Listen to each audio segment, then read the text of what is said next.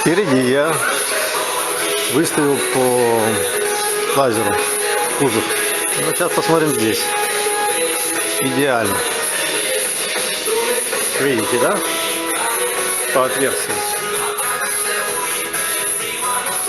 Здесь и здесь.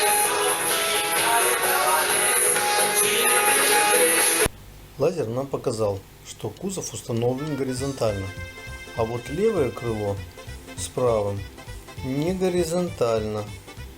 Это нам показывает, что вот это отверстие показывает, что крыло опущено ниже, и его надо будет приподнять. Судим по тому, что в это крыло был больший удар.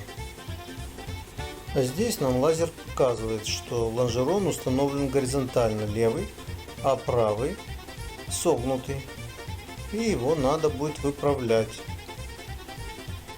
Теперь мне надо удалить грунт, герметик, клей со всех поверхностей, на которые будут привариваться новые запчасти.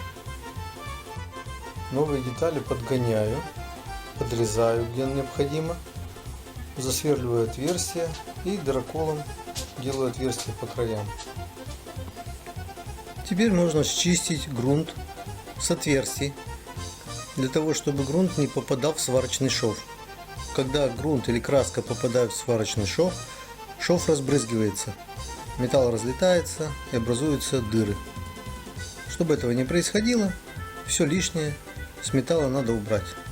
И тогда швы получаются аккуратненькие, красивенькие. Крепление запаски было приклеено и приварено на 2 точки. Я тоже также повторяю, тем более что клей есть, двухкомпонентный клей для приклеивания металлических изделий, для склеивания металла. Обязательно надо зачистить до металла и приклеить. Когда клей подсохнет, я прихвачу сваркой. Отверстия уже приготовлены.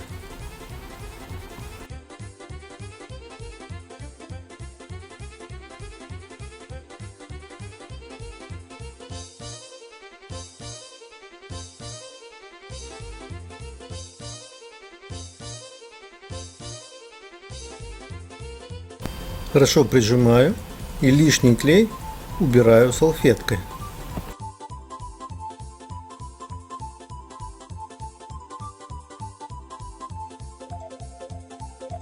Устанавливаю детали, которые легче заварить и обшлифовать сейчас, чтобы потом не мучиться.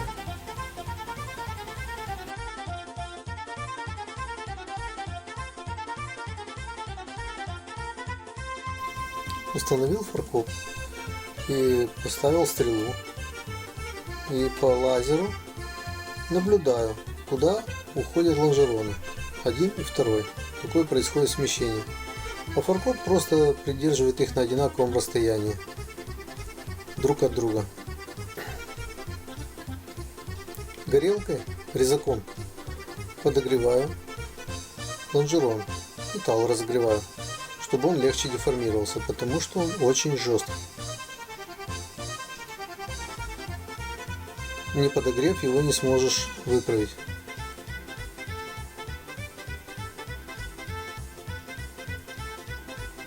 Нужно разровнять складки, которые образовались после удара, и потом заварить усилительную пластину,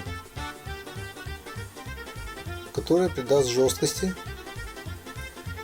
уже ослабленному лонжерону.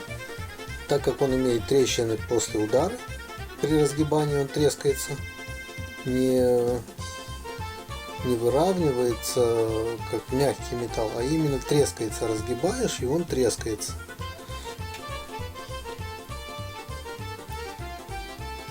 И плюс еще подогрев, и он становится уже ослабленным. Вот эта пластина придаст усиление. Ставлю ее по диагонали, чтобы она в 2 плоскостях усиливала лонжерон. И в горизонтальной, и в вертикальной.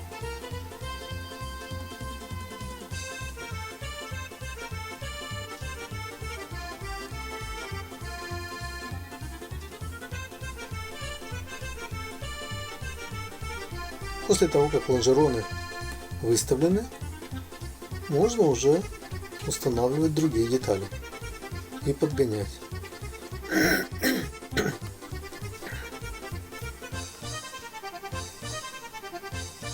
Устанавливаю ванну, проверяю, как она садится. Устанавливаю заднюю панель, тоже проверяю, как она садится. Ставлю фонари, ставлю задний бампер и прихватываю все на саморезы.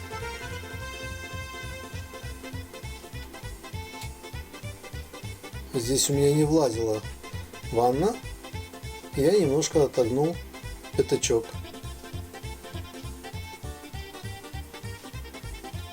И после того, как ванна будет прихвачена, пятачок загну обратно.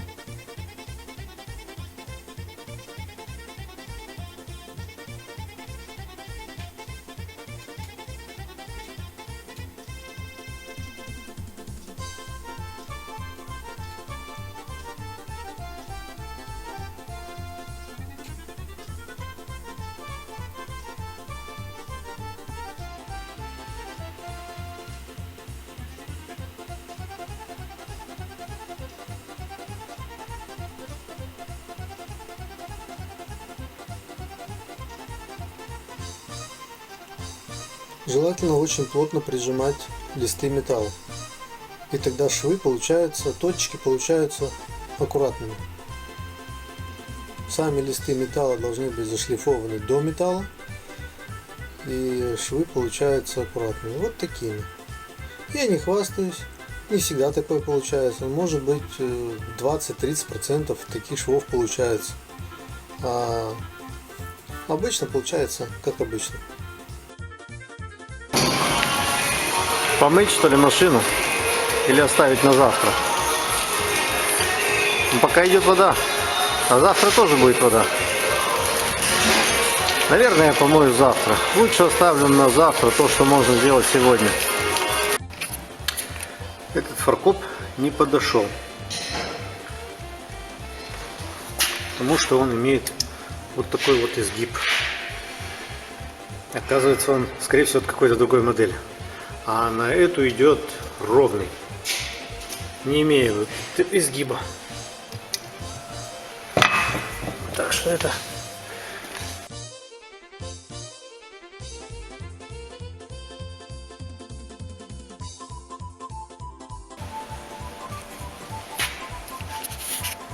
что мы имеем здесь? Здесь надо будет сейчас варить, соединять все это. Здесь тоже надо будет варить. Сейчас я подогнал крышку багажника.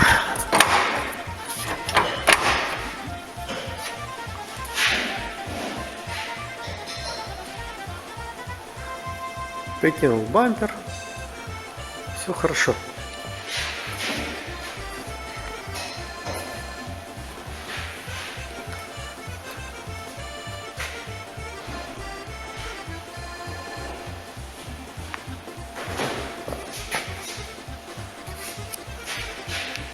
Сейчас займусь завариванием вот этих мест.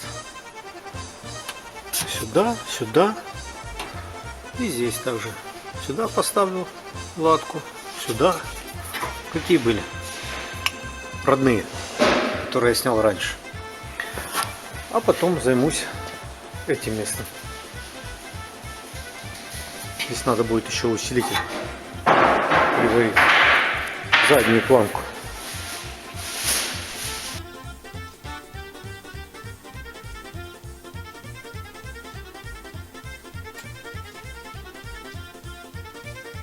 Теперь можно приварить заднюю панель. Прихватываю ее вокруг, через одну, через две, через три точки. Потом прихватываю уже в каждую. Для того, чтобы было плотное соединение, чтобы шов получался красивый, придерживаю, прижимаю. Теперь нужно зашлифовать.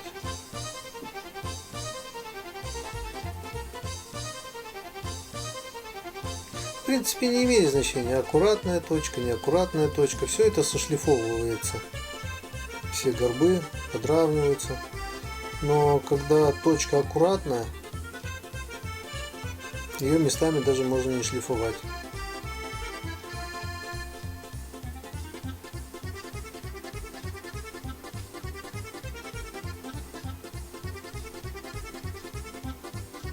Когда я еще учился на рихтовщика, работал одно время на ВАЗе, на СТО «Москвич» в Кишиневе. И работали финским полуавтоматом.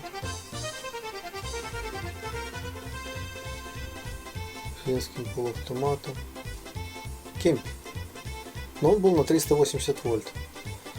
Так вот, тогда я впервые работал на нем и впервые получил удовольствие. Вот просто работаешь и ты получаешь удовольствие. Каждая точечка. А что там варили? На москвичи порог варил. Каждая точечка получалась такой ровной, как будто там сварка точечная. Гладенькая. Даже можно было сделать так, чтобы она чуть-чуть была вогнутая. Отрегулировать. Очень красиво. Практически не было искр. Вот тогда я варил и получал удовольствие. У нас тоже стоит в цеху аппарат, который тоже финляндский, Кемпи. Но он не работает. И мы варим аппаратами на 220, самодельными. Но вот у меня очень хороший аппарат, мне он нравится. Делает очень красивые швы. Парнишка тоже с Кишинева делал. Ну а теперь всем пока. Следите за новыми видео. У нас все получится.